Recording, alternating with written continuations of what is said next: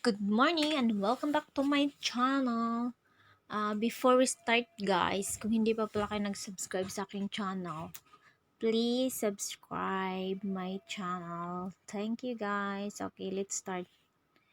Hanapin nyo yung guys, settings. How to remove Google account. Ganito lang siya guys. Okay. Click nyo na yung settings no, tapos hanapin nyo dito ang ito, account and sync. Click nyo yan siya. Diba? As you can see, may dalawa kong Google account. I-remove ko yung isa ito, yung Arza Suite 3. Click nyo lang yan siya. Diba? May nakita kayo dito sa baba, remove account and sync account now. Pero pag ilagin nyo siya ulit, pwede pa rin yan siya. So, make sure lang na na-memorize nyo yung password. Okay. Remove account na siya guys. Yan.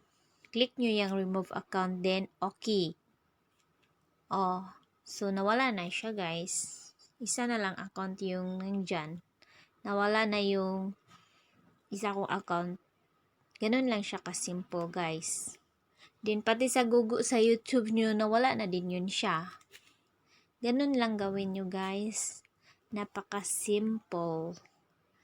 Okay, thank you guys. Thank you for watching. Please don't forget to like and subscribe my YouTube channel.